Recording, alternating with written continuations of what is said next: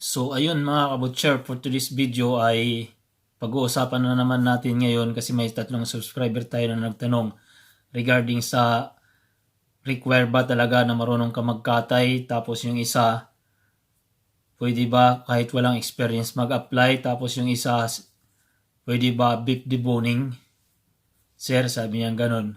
So bago natin simulan yan, panoorin nyo muna to.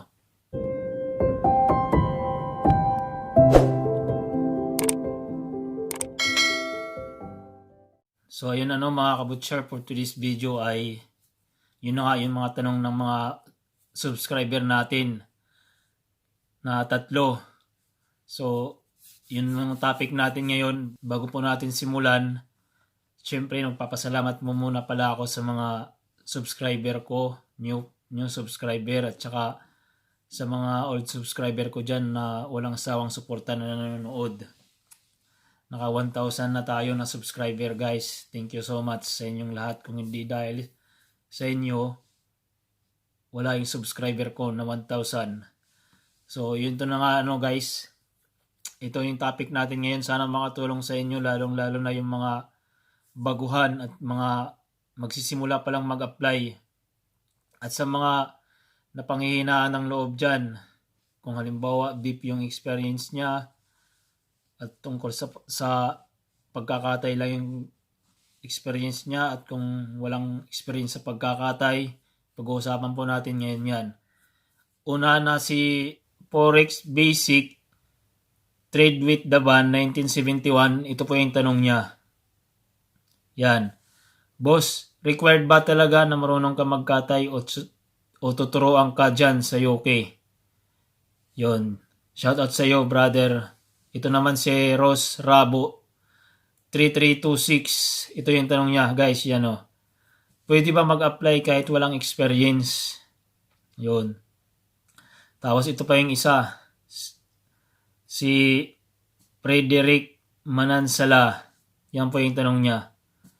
Pwede ba beef deboning, sir? Yun. So, yun mga katanungan nila, guys, mga kabutcher. Mga mababaw lang, pero sagutin po natin yan sa mga subscriber natin, at syempre sa mga new followers at sa mga datihan na followers ko, at sa mga magsisimula pa lang dyan na mag-apply, lalong lalo na yung mga walang experience. Tuturuan ko kayo kung anong unang step na gagawin nyo. Itatopic din natin ngayon to. At sa mga walang napapanghinaan ng loob. So, unahin muna natin guys, si Forex B6 Trade with the Ban 1971. Ang haba ng niya, pangalan. Sabi niya kasi, boss, required ba talaga na marunong ka magkatay o tuturuan ka dyan sa UK? Yung tanong mo na yan, bro, kahit naman hindi ka marunong magkatay, kasi kadalasan naman yung mga marunong magkatay yung nanggaling sa slaughter, yung slaughtering, lalong-lalo na yung TESDA in situ slaughtering, yun yung mga galing doon, at sa mga galing slaughter nagtrabaho. Pwede ka naman kahit hindi ka galing doon, guys, o mga kabutcher, kahit hindi ka marunong magkatay, basta may experience ka rin ka na sa work mo as a butcher. Example, kung deboning ka dyan sa Pilipinas, kung meat cutting ka, tapos kung nagbre-breakdown ka ng karkas, pwede yan, guys, basta related as a butcher yung trabaho mo na current. Kahit hindi ka marunong magkatay, pwede ka, kasi dito sa UK, yung mga nakarating dito, kahit wala naman silang experience sa slaughter at sa pagkakatay, nakapunta naman sila. Pero make sure, guys, na yung experience nyo ay 2 years above or 3 years kung sakali, ganun. At saka, yun, i-consider ka naman ng employer, guys, kung halimbawa hindi ka marunong magkatay, wala kang slaughtering in situ, ganun. Basta yung experience mo ay matagal na as a butcher sa Pilipinas, pasok na pasok ka dyan. Kaya yung mga hindi marunong magkatay dyan pero yung experience nyo sa Pilipinas as butcher, matagal na, years na, pwede na po kayo dyan mag-apply sa UK. Kasi sa UK guys, ito lang yung sinasabi ko sa inyo, hindi gaano kahigpitan. Kaya yung mga walang ganun na experience sa slaughter, kahit hindi marunong magkatay, huwag kayong mapanghihinaan ng loob. Mag-apply kayo dito sa UK. Yan ang sinasabi ko, kahit wala kayong in situ, basta yung experience nyo ay matagal na. Pero kung may in situ ka rin naman, halimbawa kumuha ka ng in situ, tapos yung experience mo dyan sa Pilipinas ay 1 year above, pwede ka na yan. Pero kasi dati, yung katrabaho ko dito, may in situ siya, pero yung experience niya ay 7 months. Nakapasok siya last year, nandito na siya sa UK. Kaya hindi ko sure ngayon kung yung experience guys, mga kabutcher, kung tinasan na nila. Pero yung tanong ni Parex Basic Trade with the 1971, kahit hindi kayo marunong magkatay guys, pwede kayo mag-apply dito papunta sa UK. Kaya huwag kayong mapanghinaan ng loob dyan. So, ayun no. Dito naman tayo kay Ross Rabo 3326. Pwede ba mag-apply kahit walang experience? Eto, sa'yo. Ito lang masasabi ko sa'yo, Ross.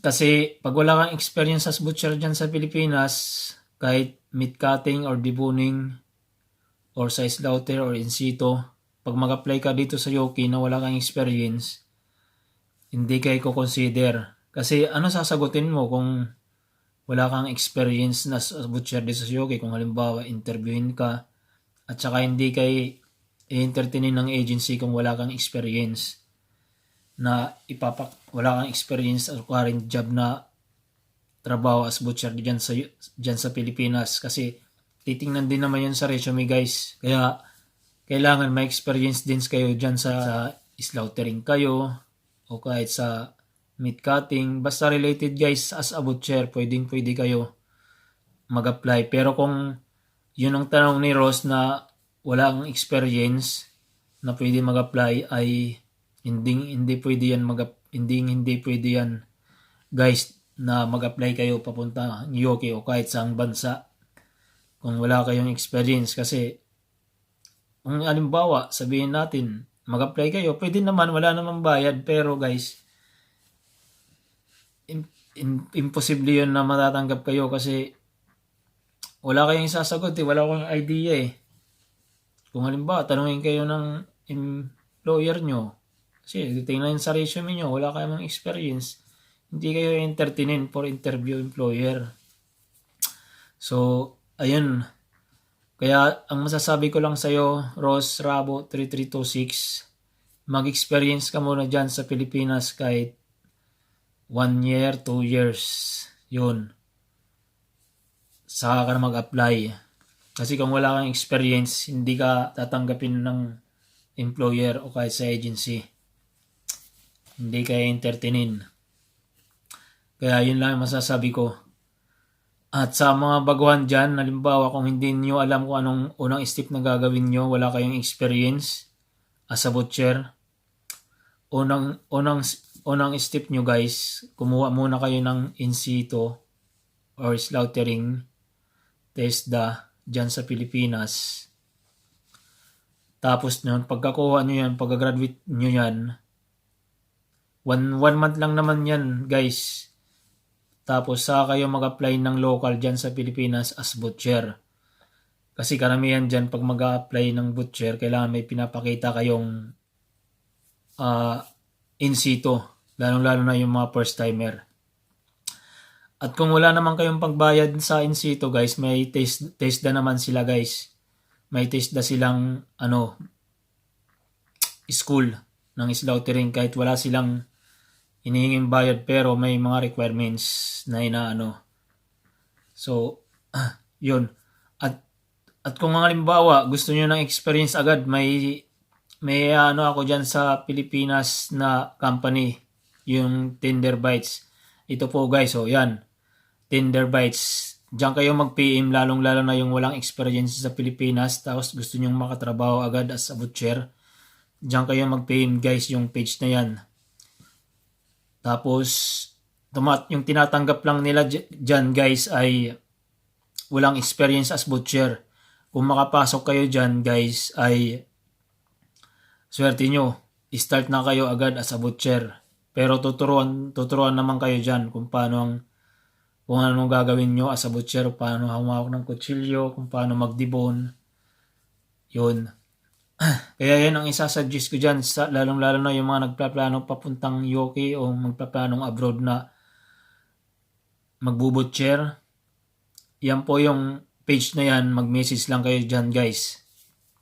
So ayun Tapos, yun. Punta naman tayo sa pangatlong tanong ng subscriber ko na si Frederick Manansala. Yan po yung tanong niya guys. Pwede ba beef deboning sir? Sabi niyan sa akin. So, yan po yung tanong niya Yung halimbawa kung beef deboning ka naman dyan sa Pilipinas guys, pwede ka kasi butcher ka rin naman eh. Pwede ka mag-apply dito sa papuntang UK.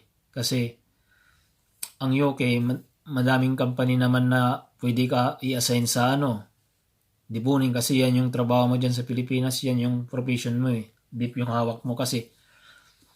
Pero kung dito sa amin na site guys, yung beef kinakatay lang tapos bali yung dinidemod namin dito sa Carnaby site ay yung yung lamb. Yung beef naman sa ibang branch pinapadala ng Dumbia. Tapos doon nila dinidibon. Bali yung beef dito sa amin sa Carnaby site ay kinakatay lang namin tapos dinidispatch sa ibang branch. Tapos yung lamb na kinakatay, yun yung dinidibon namin lahat. Yun. So, yun lang yung masasabi ko kay Frederick Manansala ay pwede naman bro. Kaya wag ka nang mapanghinaan ng loob dyan kahit beef deboning yung hawak mo dyan sa Pilipinas, pwede ka kasi kung halimbawa makapasok ka naman, halimbawa yung company na hired butcher tapos slaughtering, pwede ka dyan mag-apply kasi butcher ka naman eh. Yun nga lang yung hawak mo beef. Tapos kung halimbawa makapasa ka na dyan sa sa hiring na yan, ay ilalagay ka naman doon guys sa kung saan yung hawak mo dyan sa Pilipinas o kung saan yung profession mo na trabaho.